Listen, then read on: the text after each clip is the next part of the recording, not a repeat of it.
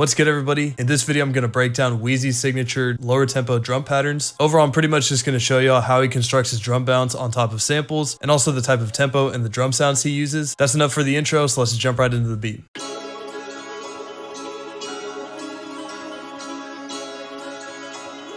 Roll up, Tess.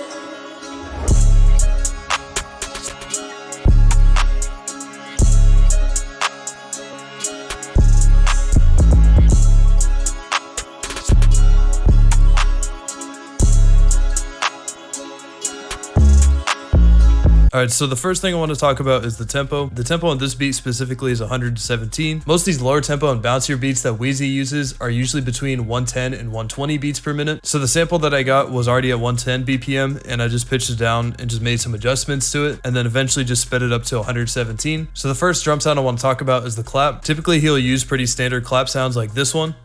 He'll also use other clap sounds that are layered with snares that sound something like this. He's also known to use unique snare sounds in place of claps in some of his beats.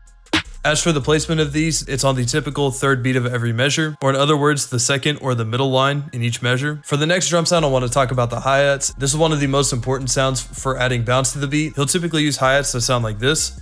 Sometimes he'll get different sounding ones that sound more like this.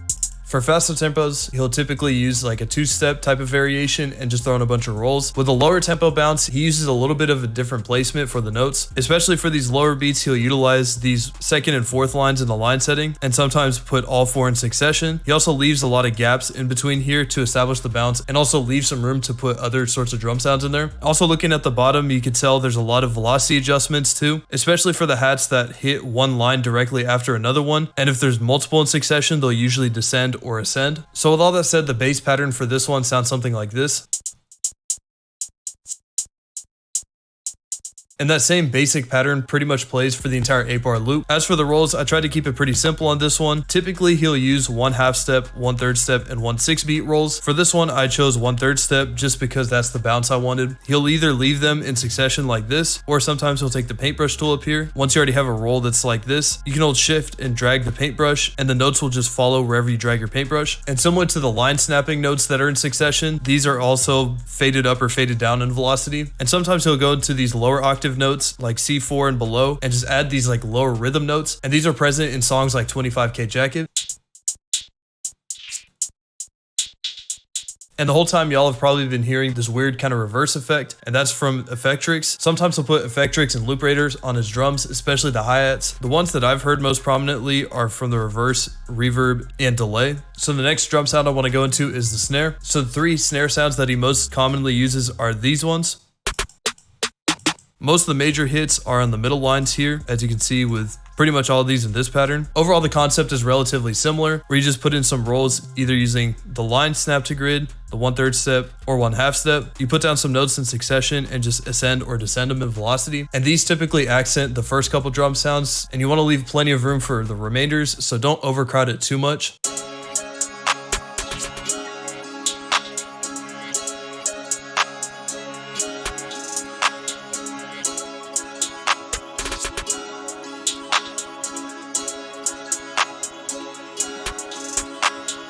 You can also create call and responses with the rolls from the hi-hats, but again, make sure it doesn't get too crowded. So now moving on to the percs. Wheezy likes to use a bunch of different types of percs, but here's a few that I personally like that he's used in a few of his beats. And in this beat, I only use the first one, and this pretty much just accents the snares and whatever we have left. So I tried to keep this fairly scarce so it doesn't get too complicated. You can also substitute some of your snare rolls for perc rolls too, if the sound fits it.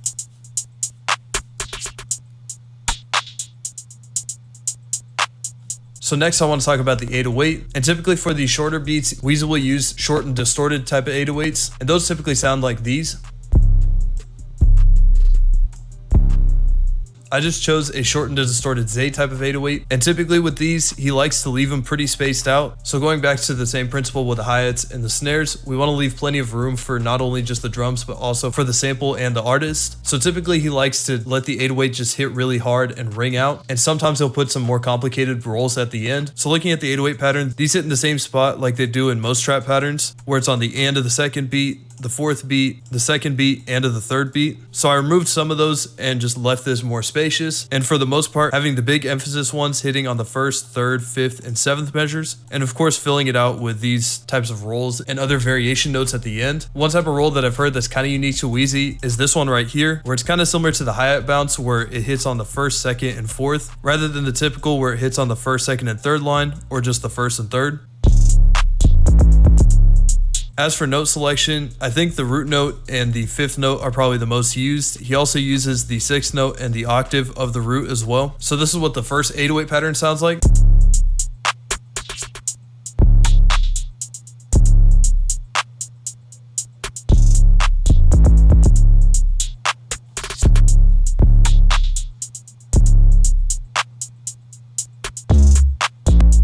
And to switch it up, I made a second and simpler 808 pattern. Wheezy likes to make multiple 808 patterns in his songs. That way the same notes don't get too repetitive. Even with the switch up, he still likes to keep it spaced out. So this is what the second 808 pattern sounds like for this beat.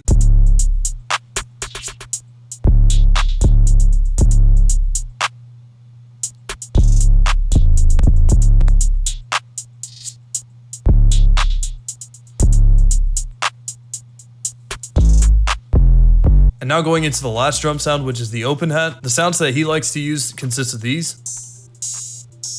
So these typically hit on those big emphasis notes, like the first, third, fifth, and seventh. And then sometimes he'll throw in accent ones too. Or alternatively, he'll have it where it just hits on second or fourth notes in measures. So it accents the other drum sounds, not necessarily the 808. There isn't really too much of a rule for these ones. Just find where the open hat hitting sounds good and just place it there. And sometimes what I've heard him and other producers like Turbo do is they'll go into the piano roll and just alternate these open hats. So they'll duplicate it and place it something like this, and then alternate the velocities and sometimes the pitch too. But going back to the original open hat pattern, in this beat, I just opted to use a similar pattern. And also a quick couple tips on arranging the actual sample, and also a couple tips on arranging the drums. So in the arrangement, you can see that for the hook here, I kept pretty much all the drum sounds. I didn't cut anything out. And then for the verse, I ended up cutting out this snare. And then I also took my slice tool and then cut a few of these hi-hats and snare rolls out. This adds a little bit more bounce to it. Also, verses tend to be more lyrically complex, so you want to add moments where there's more space so that it creates emphasis for the lyrics too. But again, keep it fairly simple so it doesn't make it too difficult for the artist to write to. Lastly, don't forget to add transition sounds. I know I'm beating a dead horse right now, but again, keep it simple. Don't get too complicated with it.